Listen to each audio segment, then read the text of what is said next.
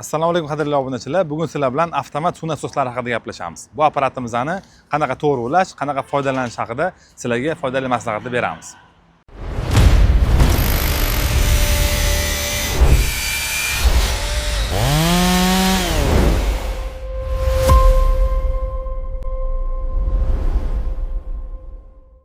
Hozir sizlar bilan yonimizda Rolf brendiga tegishli 750 vatli avtomat suv nasoslarini qo'yib olganmiz. Bu apparatimizda sizlarga misol qilib keltirib berishimiz mumkin. Ya'ni nasos olganimizdan keyin nimalarga e'tibor berishimiz kerak. Nasos olganimizda asosiysi suxoy zashita hisoblanadi. Suxoy zashita degani, ya'ni buni ko'pchilik akalarimiz, ko'pchilik mijozlarimiz uyda quduqga qo'yishadi, yerdan suv tortishga qo'yishadi yoki vodoprovodga qo'yishadi. Shunaqa paytda suv yer tagidagi suv qochib ketishi mumkin yoki vodoprovodda suv kelmay qolishi mumkin. Shunaqa paytda apparatimizda asosiysi suxoy zashtasi bo'lgani yaxshi. Endi suxoy zashtasiz nasoslarimiz ham bor o'zimizda.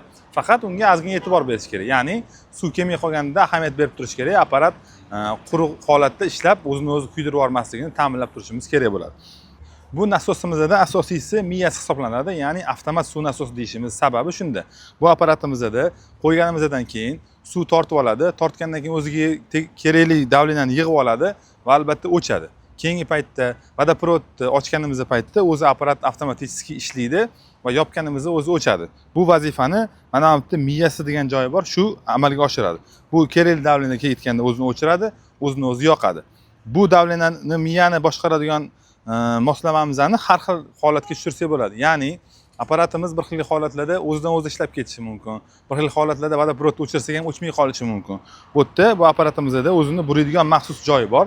Bu bizning oldimizda turgan Rolf brendiga tegishli apparatimizda shundoq mashina o'zini burasanglar, o'zi plyus, minus qilib qo'ygan. Ya'ni plyus tomonga burasak, apparatimizda sekinroq o'chadi.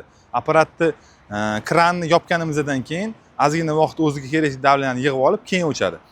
Minus tarafga qiladigan bo'lsak, vodoprovodni yopganimizdan keyin sirazi o'chadi. Ya'ni o'chib yoqish vaqtini plyusini, minusini to'g'rilasak bo'ladi. Ba'zi bir nasoslarimizda bo'lsa, bu yerda xuddi shunga o'xshagan miya bo'ladi, faqat krishkasi bo'ladi. Krishkasini ochib, minus atverkada yoki shestogramli atverkalarda burab, plyus minus tarafga qarab, burab apparatimizni regrovka qilishimiz ham mumkin. Xo'p, Rolf bizning oldimizdagi nasosimizni xarakteristikasiga aytadigan bo'lsak, apparatimiz 220 voltda ishlaydi, 750 watt hisoblanadi, ya'ni 0.75. Bu apparatlarimizni uzunligi, chuqurligi 8 metrdan boshlab bemalol tortib beradi, ya'ni quduqlarga qo'ysak ham bo'ladi. Hop, motordan keyingi metri bo'lsa 20 metrgacha bo'lgan uzunlikdagi turbalarga, shlankalarga davleniya qilib yetkazib beradi. Endi apparatimizning har xillari bor bizda. Do'konimizda 0.25 dan 0.125 dan boshlab ketaveradi. 1.5 kilovat, 2 kilovat, 3 kilovatli nasoslarimiz ham bor. Bu nasoslarimizning farqi apparatni olganimizdan keyin uyimizga qo'yadigan bo'lsak, uyimizdagi tochkasiga, undan keyingi ketadigan metr turbalarimizga, kelayotgan suvga qarab farq qiladi.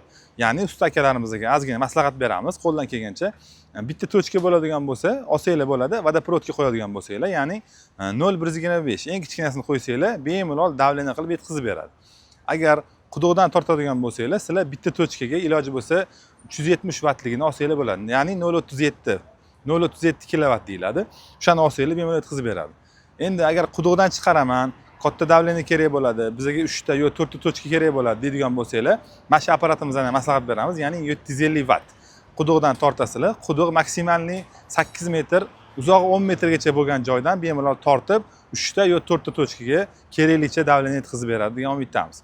Bundan yog'ini do'konimizga kelsanglar, maslahat berib sizlarga to'g'ri tavsiya beramiz. Ya'ni 1.1 kilovatli, 1.5 kilovatli nasoslarimiz ham bor.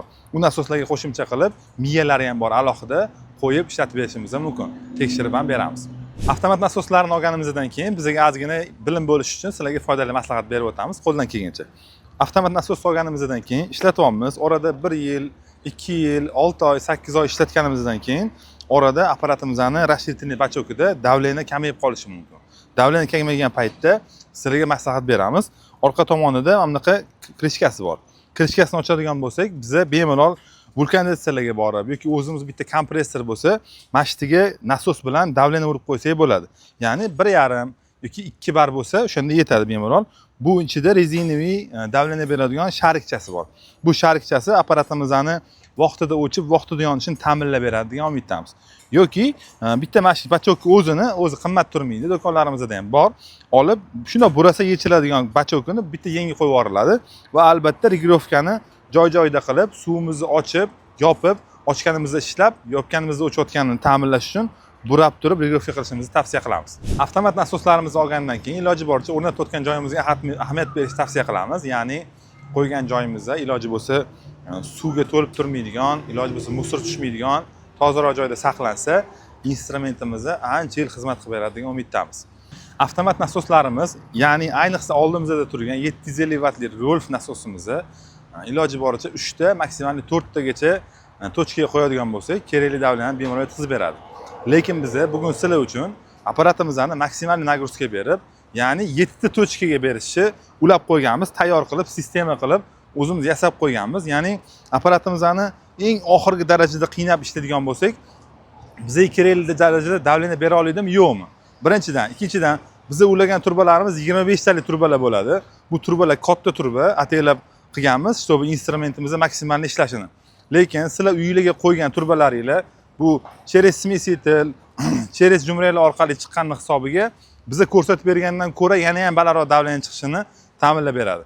Endi sizlarga bitta ko'rsatib beramiz, 7 ta tochka qanaqa holatda suv berishini. Ketdi.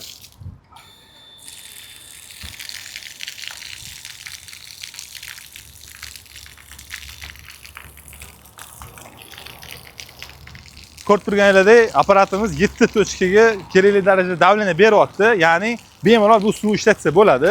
Uyda ishlatishga, foydalanishga, ko'chaga suv sepishga ishlatsak bo'ladi.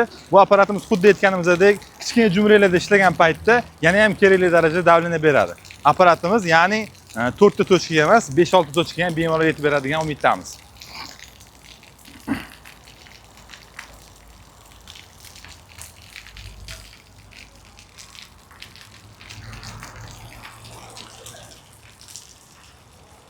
Apparatimizni maksimal ishlatib berdik. Ko'rishingiz mumkin. Tabiiy jarayonda qanaqa ishlashini ko'rdinglar, qo'ldan kelgancha. Endi sizlarga shunaqa professional instrumentlar kerak bo'ladigan bo'lsa, nasoslar, har xil turdagi apparatlar kerak bo'ladigan bo'lsa, Megatools ilovasidan xarid qilishingiz mumkin yoki o'zimizni shahar bo'ylab offline do'konlarimizga kelib, mutaxassis maslahatlari bilan xarid qilishingiz mumkin. Videoga like bosinglar, kommentariyaga izoh fikrlarini yozib qoldiringlar. Sizlarning izohlaringiz biz uchun juda ham qiziq.